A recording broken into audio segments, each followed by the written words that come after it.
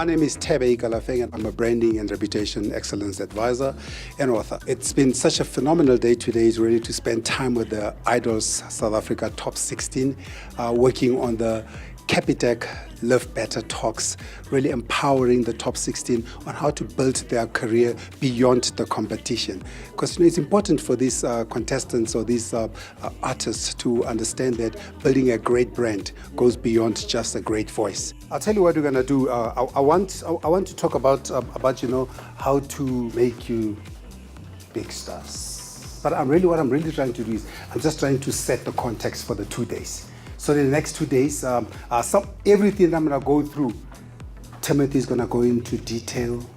Danny is going to go into detail. So Danny is really going to teach you on how to Insta. Because I didn't know, and I didn't know. People tell me, Tebe, you post any hour. There are hours to post. They're like, you must wait for 5 o'clock just before. Then you press. Then all your people will follow. So I didn't know those things, but Danny knows those things better than me. Hey, I'm Danny de Nobrega. I'm the co-founder at Kilmer & Cruz Advertising, and we're here at the Capitec Live Better Talks, where we're chatting to the Idols Top 16 contestants, and there's a range of topics that we are talking to them about, and my focus was on building your online reputation and how to have them really rock their online reputation. Social media is a tricky minefield for them to explore, but it's also an incredible opportunity there for them to reach a massive scale and have a real impact.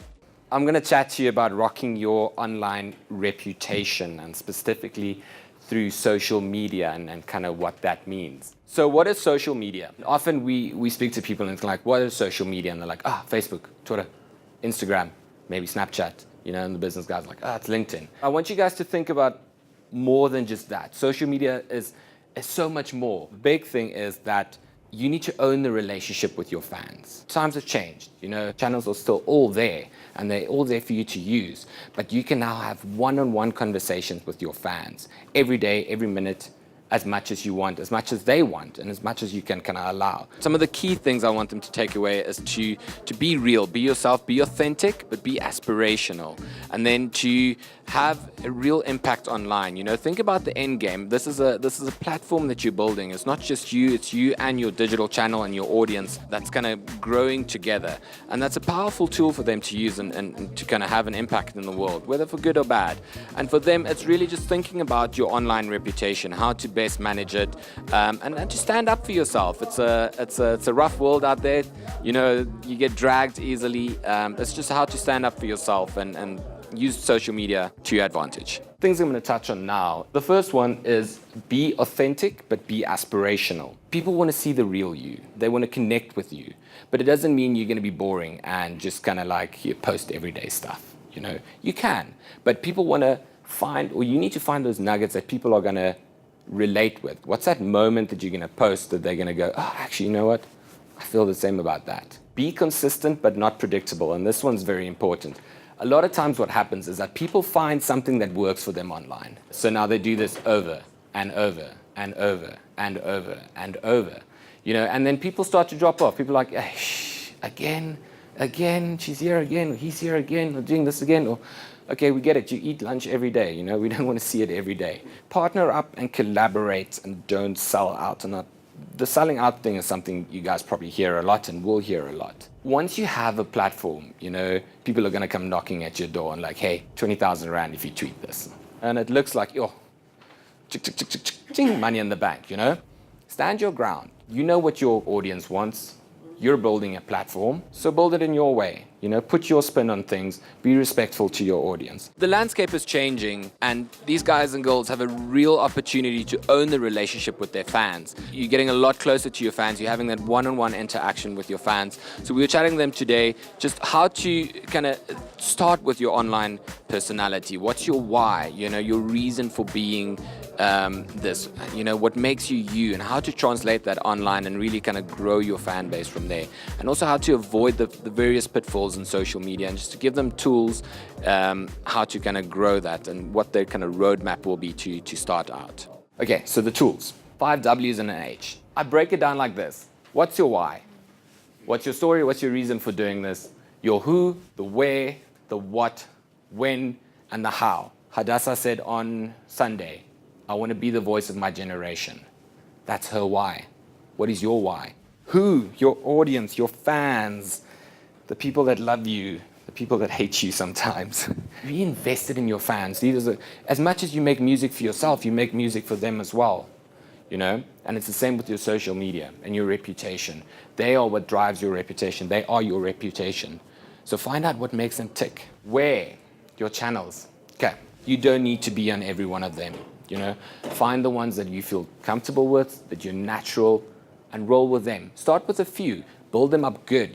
Have a few core channels. You can always expand and add on from there, but really get that scale on a few. Just change up your content and think about why people would follow you on the different platforms, and tell them why. Tell them, I'm going to be sharing this on this platform and this on that platform. So choose what you want to see, what part of my journey you want to follow in, and follow me there. The what? OMG, what am I posting today? Have you guys ever been there? When you wake up, you go like, I haven't posted for 2 days, I need to post something. That's a horrible place to be in. And you end up posting horrible content. Have that plan, and then and you don't go like, ooh, post something, selfie, You don't end up with like a whole stream just of selfies. Really important is to just plan. Then the when. Tebe touched on this a little bit. If you want to engage with your people, you want to ask them questions, you want to probe, don't do it Monday morning at 8 o'clock. Do it Sunday at 3, Sunday at 5. It's just thinking about these things. And it's not rocket science. It's just being logical about it, thinking like them. And then how. How is not in how do we do this, it's how did it do? How did it perform? Am I posting the right stuff? Am I being consistent? This is the third time I've posted this, and you get 10 likes-ish.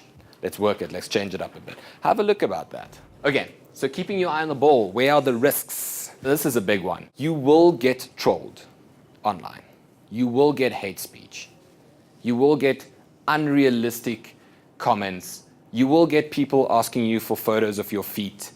You will get the creepiest stuff there. It's gonna happen. How you deal with it? The first rule is don't feed the trolls. Don't ever, ever, ever feed the trolls. You're not gonna change their mind. You're not gonna convince them that they're wrong. They live off this. They want you to, it's bait. They're like, come. Boom, she's got it, she's in, she tweeted me. I've riled her up. That is what they live for.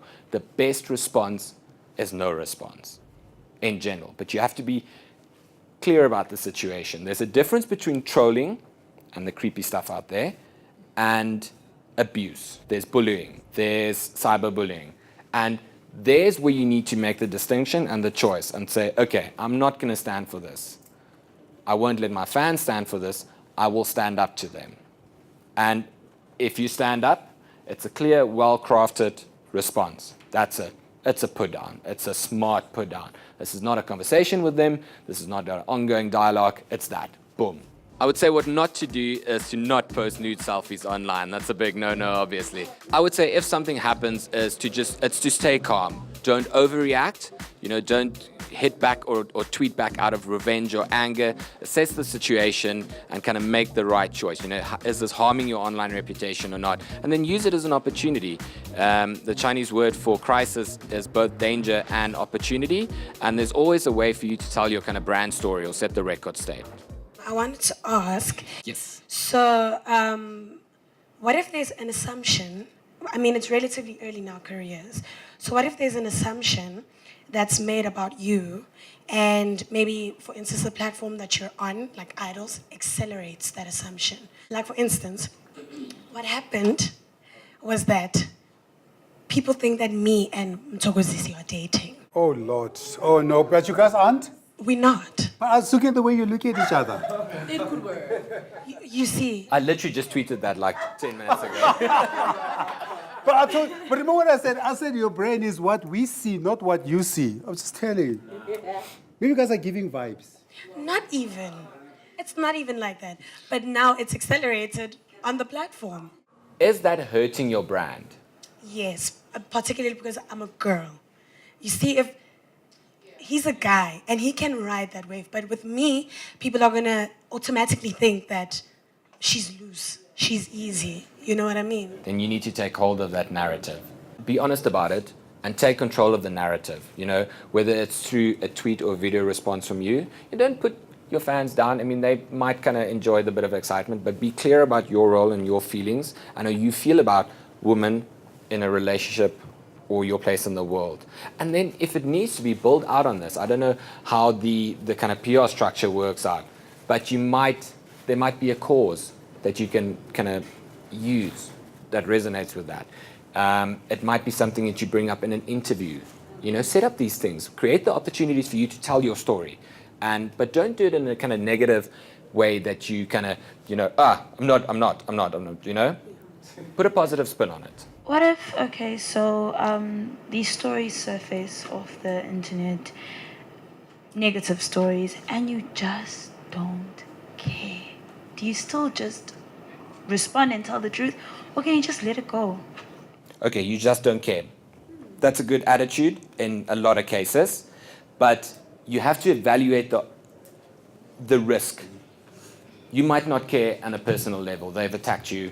They're spreading false lies or rumors. Cool, happy. But is it hurting your brand? Is it hurting your online reputation? Then you need to know, is this something I need to step into or not? It can go on and it can spread and it can spread. And you might not care, but it's hurting your online reputation and it's hurting your brand. So you need to then go, okay, cool, enough with this. Shut it down. And you can tell your fans, like, look, this is not hurting me. I'm bigger than this. I'm beyond this. But this is the truth. And I think it's also important to remember that don't feel the pressure to be perfect now.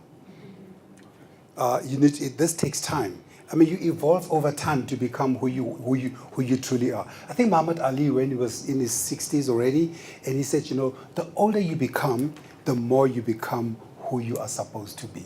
So your opinions, your way of being will evolve over time. So don't feel any pressure. The only thing that you must do now is you must always be authentic. The one thing you know now, perhaps that you are very good at, is your voice. Yes, Ntokozile. Yes, so I would like to know, how do you reintroduce new things about yourself on your social media platforms? And how do you discern what to share and on which platform? And how do you maintain all these new things that you've reintroduced about yourself, or introduced rather about yourself? Good question again. It all starts with your why, right? When you've got your why figured out, or you are in the process of figuring out what that why is, you need to start setting that up. Talk to your fans. Or if you don't have that many yet, just start posting. Gary Vee says, if you create content, post all day, as much as you can, if you're going to be consistent about it, right? So you need to control that kind of story. Set that up. Always have that in mind. The story is the context in which you create your content online. And you need to have that big picture in the back of your mind always. And then just create. Do videos. Do live streams. See what works, see what doesn't work, as long as it fits within that bigger picture. I want you guys to take this with you. Have a plan, build and refine, be real, tell a story, your story, make an impact, innovate and push boundaries. Don't do what everybody else is doing on social media.